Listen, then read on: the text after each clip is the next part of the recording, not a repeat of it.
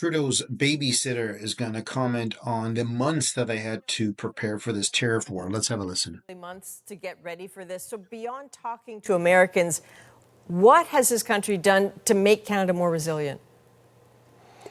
We've made significant progress, Adrian, and the premiers have worked on this in a very real way with the Government of Canada on reducing internal trade barriers within Canadian provinces and territories.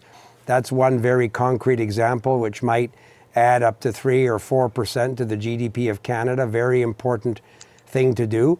My colleague, the Minister of Natural Resources, is looking at a whole series of critical mineral projects, of resource projects, including raising capital from other countries other than the United States to put us in a position to develop some of these projects. But more than anything, Adrian, we've been working to avoid these tariffs. We think, as the Prime Minister said today, it's not justified at all by any of the objective data at the border in terms of the illicit traffic of fentanyl. But if the President and the Government of the United States has decided to do this, our response, our strong response, should not surprise anyone, including Howard Lutnick in my conversation with him today. Our job now is to stand up, as Canadians expect, for their jobs, for their businesses, for their economy. That's exactly what we're going to do, and I'm encouraged by the unity that Canadians are showing in every part of the country. You talked about the Canadians wanting concrete assurances. They really do.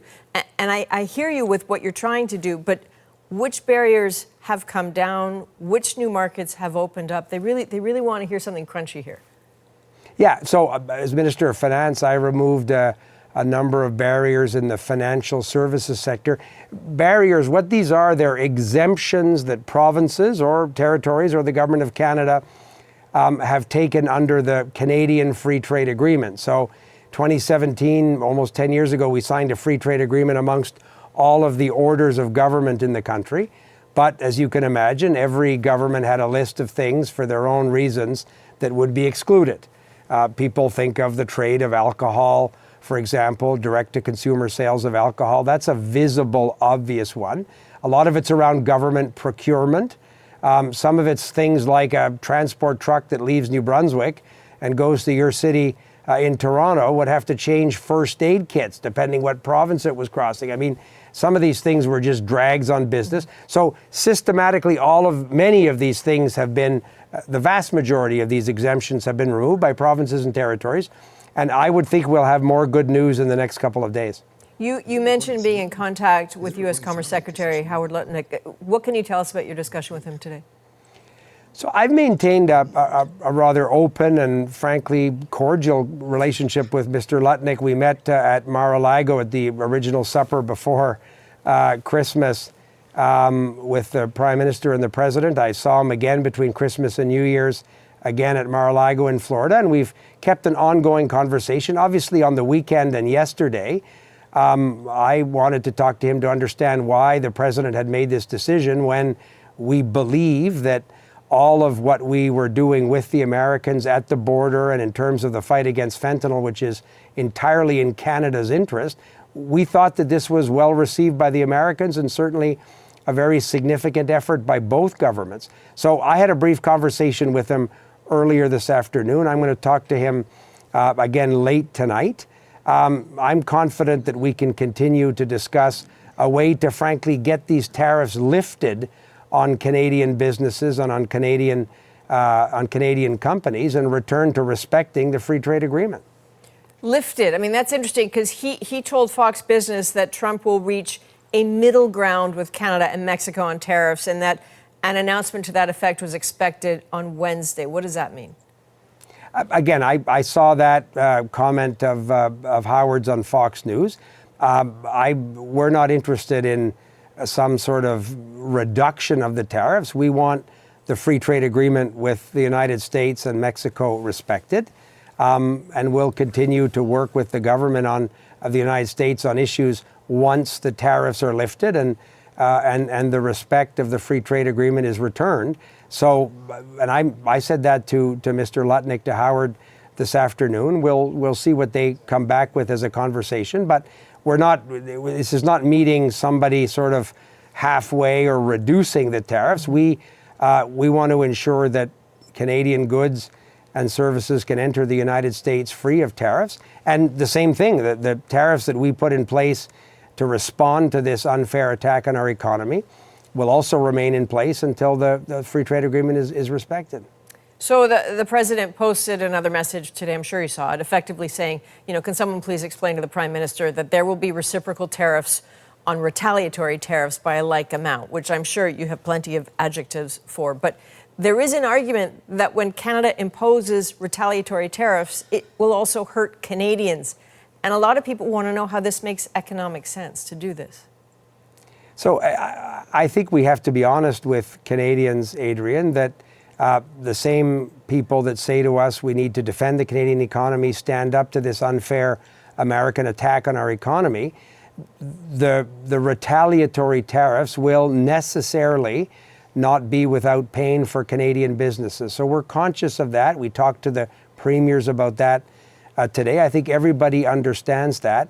It's an essential element to convince American businesses and American political leaders that this is not in their interest to do this. It's the American government that has decided to do something that will have very negative consequences for American consumers and American businesses. I think we're realistic. It's not going to be pleasant for Canadians, but they expect their government to take a firm, strong position in the face of this unprovoked attack on our economy. That's exactly what we're doing. But we'll also ensure, and I was reassured by the conversation with all of the premiers today, we'll also ensure that we're there to support Canadian workers, Canadian businesses that are, to your point, going to be feeling some discomfort by these measures as a result of these measures. But it's essential to get us out as quickly as possible from what is, frankly, an untenable circumstance. The Prime Minister pointed out that the United States is launching a trade war with its closest ally, while at the same time talking about working positively with Russia and Putin. Trudeau said, make that make sense. Is it Canada's view that the United States is now a Russian ally, not a Canadian one? I'm not, Adrian, a foreign policy expert. I'm trying to focus on what I can do to strengthen the Canadian economy, to ensure that Canada has economic growth and economic prosperity in a sustained way. The Prime Minister is right. At a time when the government of the United States is talking and choosing these particular subjects with a country like Russia, it does seem somewhat hard to understand why they would attack the economy of their closest ally, both in a security context, but also in an economic context. That's why we're hopeful that American businesses, American industrial leaders will say to their government that this is not a circumstance that's going to benefit the economic growth, the golden age that President Trump talks about in terms of the American economy. I think Canadians noted, and I'm sure Americans did, what happened on stock markets today. So this is sort of a corrosive thing for us to be in collectively. And the faster we can get out of it, the better for the Canadian economy. And continue to work with the Americans as we have. That was my conversation with Mr. Lutnick, was for decades we've worked collaboratively with the United States on economic areas and security concerns that have benefited both countries. So that is a much more constructive focus than applying tariffs on Canada and then Canada responding with retaliatory tariffs. It's sort of a race to the basement that none of us should be on. Do you still see the Americans as allies? Yeah, I think the Americans and first of all, the American people and the Canadian people have a long history of relationships. I live in a border province in New Brunswick where literally volunteer fire departments cover one another when there's a fire along the Maine New Brunswick border. That's just an example amongst hundreds. But Canadians are understandably, Adrian, frustrated, upset at the American government for doing this to our economy and to Canadian workers. And they're understandably, it's certainly appropriate for us to express that frustration. This is an absolutely unnecessary attack on the economic prosperity and security of Canada. It won't benefit the United States, but allies should not be doing this to one another. And that's certainly something that we've made clear to the Americans. All right, Finance Minister Dominic United States, but allies should not be doing this to one another, and that's certainly something that we've made clear to the Americans. All right, Finance Minister Dominic Are you getting tired of listening to these liberals coming back in the limelight talking again? And even it was a shock to hear it's not even a reality check. Freeland saying if she wins, she'll hire Mark Carney as the finance minister. I don't know, Karina Gould is doing this and Frank Bayless to do that. They're all going to be working together anyways. That's why they didn't really want to fight very hard. And this tariff war, I got to admit, it is stupid that it's on and it's off and it's on and it's off and it's on. And Trump is just making it better for people to want the liberals more. Like they're making Pierre sort of look bad, but Pierre's handling it very well, saying that he is not following Trump, and he wants Canada to stay Canada, and that part is looking really good that he's doing that. But it is getting very, very tiring. And then Doug Ford taking the liquor off the shelves, then they put it on, and I understand Five Guys stole the liquor as they're storing it.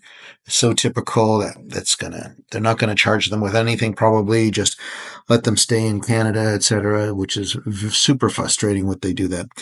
Anyway, these months that have gone by, and Trudeau, what is it, Valentine's Day, he was in France with his French buddy there, Macron, having dinner, and then Trudeau goes to see the Prince of, or the King of Charles in England. He's just flying, and then you find out he spends $1,500 a week on food. It's just never ending. When can it end? And if the Liberals get in power, it's not going to happen. But Trudeau, he's looking for a job, and they're going to give him a job, and he's still going to be in our face. And it's going to be so horrible. That guy is saying it around. When will they just call the damn election? Anyway, let me know in the comments what you think. Thanks for watching Canada Wide. Like and subscribe.